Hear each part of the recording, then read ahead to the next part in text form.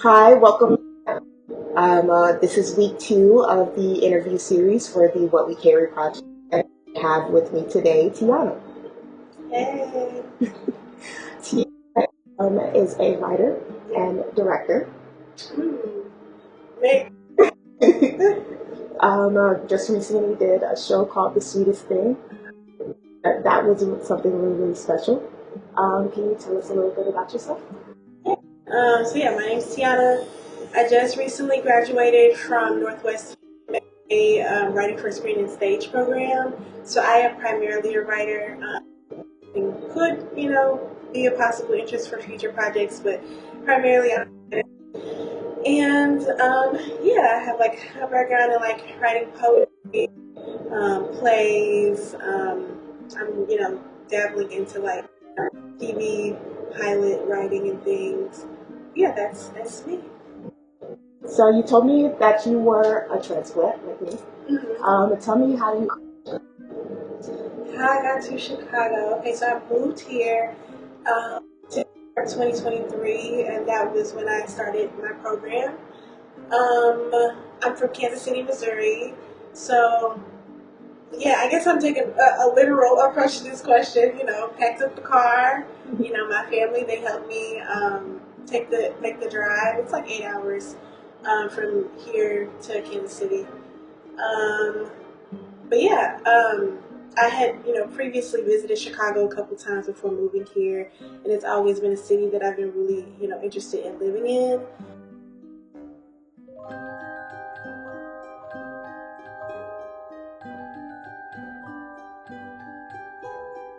Truly a blessing to get into the grad program. And so yeah, now I'm just here trying to figure out how I can make a life for myself as an artist. Amazing. So tell me a little bit more about Kansas City. Kansas City. I don't know what to say about it. A lot of people they always ask me like, "Oh, what's that like?" I think when they hear Kansas City, they hear Kansas. And there are two. There's a Kansas City, Kansas, and a Kansas City, Missouri. I'm from the Missouri side, and I mean, it really is like any other like urban city. Like, we have our suburbs, and then we have the inner city, and that's where I primarily grew up.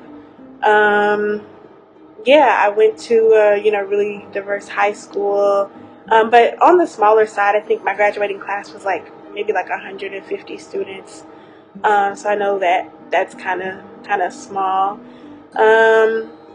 But yeah, I mean it's just a mid-sized city, I guess, and very car heavy. You have to have a car to live there, which um, is kind of unfortunate. I think they're trying to work on that. Like we have like a streetcar or whatever. They're trying to figure that thing out. Yeah. But yeah, I don't really love driving, but grateful to have a car. Absolutely.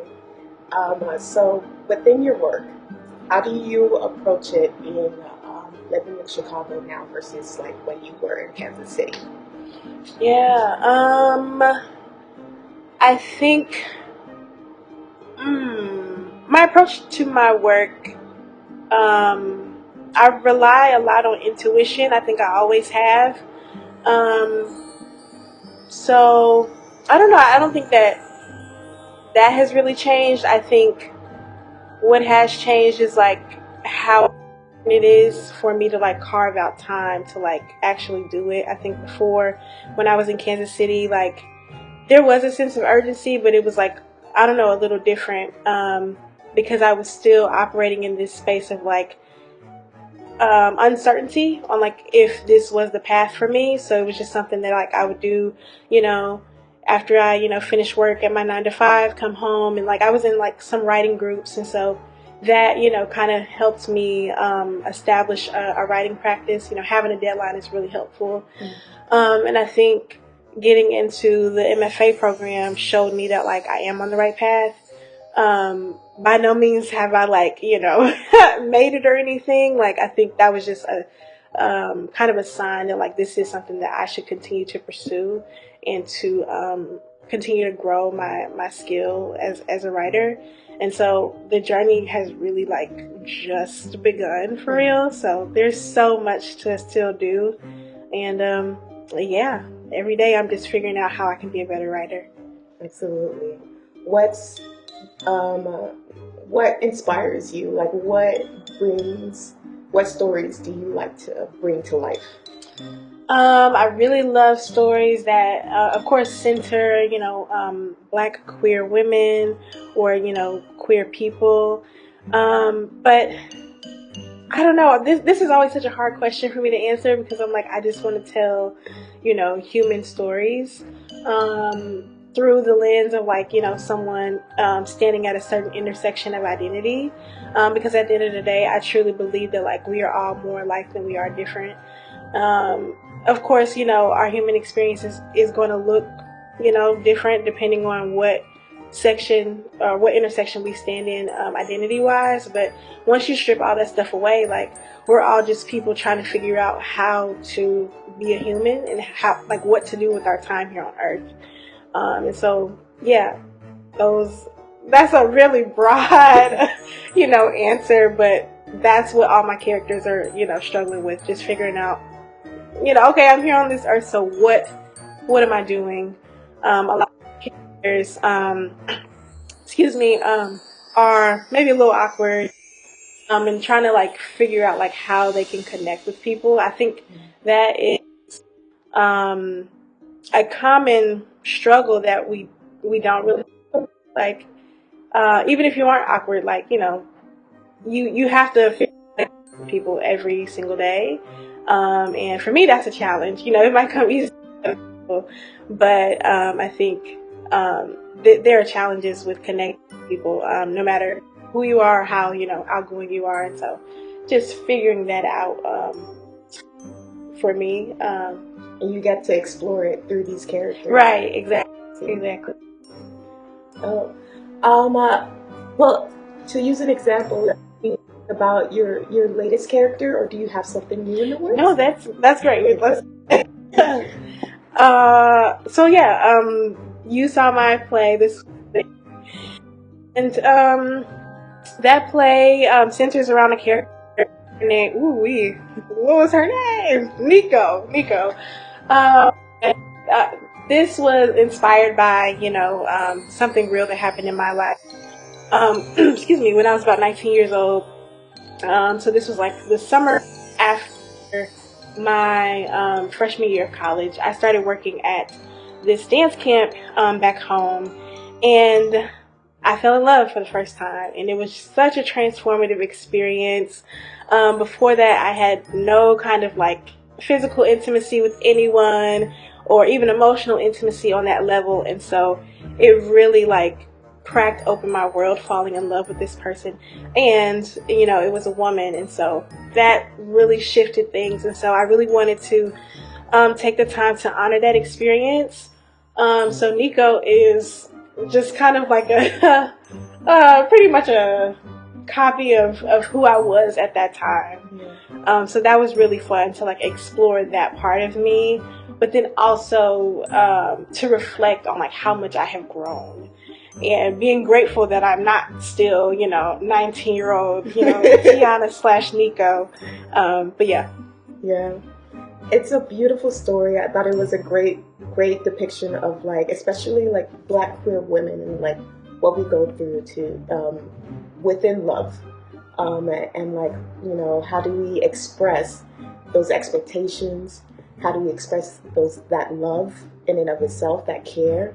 And so it was a beautiful depiction of like I know it was your story, but it was a beautiful depiction of this character, of this person, and like finding their way, especially through college. Like that's the kicker. Like that was for me experiencing the show. Like that was the kicker for me because it's like college is really an experience for find ourselves like outside of what we were raised with. And so like that boundary and that binary that we were raised with, and like if you get to explore some of that, especially when you go out to college. And so like it was really fun to like be able to live vicariously through that character as well for me as and myself, to like be able to see that her joy of finding this love, the crushing weight of the spirit, you know, with the heartbreak, and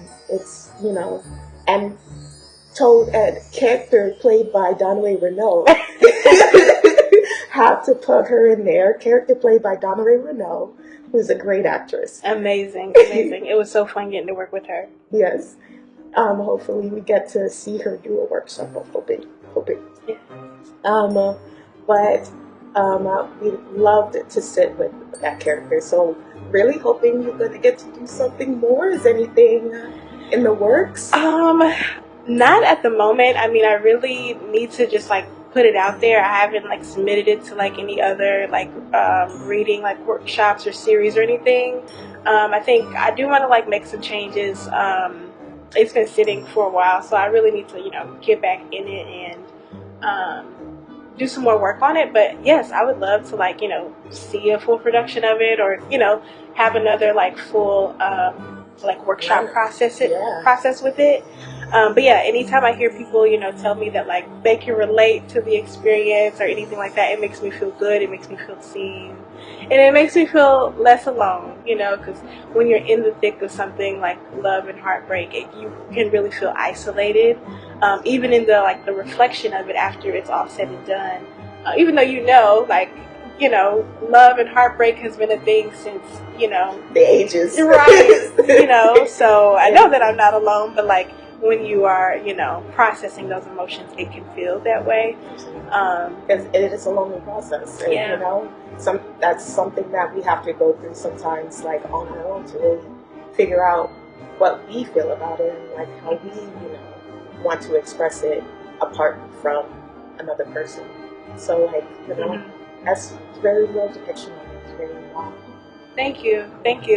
Also, this project was like an exploration of the choreo poem, which I deeply love. Like Ntozake Shange's, you know, For Color Girls Who Have Considered Suicide / When the Rainbow Is Enough, is like truly like a cornerstone like piece of literature that I turn to very often, and it was also very helpful in the creation of this piece, and it was really nice to like see and hear like my poetry on stage coming through, the actors, and the movement. I'm really glad that we got to explore, you know, some dance.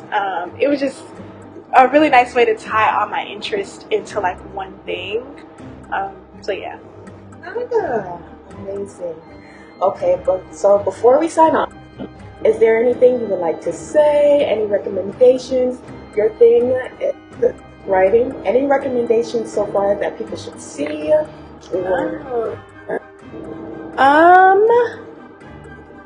Yes. Okay. One of my professors has a show up at the Good called Revelations, and I think it closes in like maybe like a week or two. You can see that at the Goodman. I highly recommend it. It's like a musical, and it's like following parallel tracks of this revolutionary family, just all of the things that come with being a revolutionary and trying to figure out what that really means, what that looks like in the past landscape. It has like original music by Tom Morello from Machine. It's a really moving piece, so if you can see that, see it. And small theater, like, you know, follow, you know, these theater companies. People are always doing a reading series or of some sort. So like, there's here in Chicago in the theater world. Yeah. Thank you so much, Tiana. Of course. Thank you so much for being here and chatting with us tonight. It was great to like be able to take a peek into your world and explore with everyone else here. Awesome. Thank you so much. All right. Tune in next week. We'll have a new guest to speak. All right. Have a good one.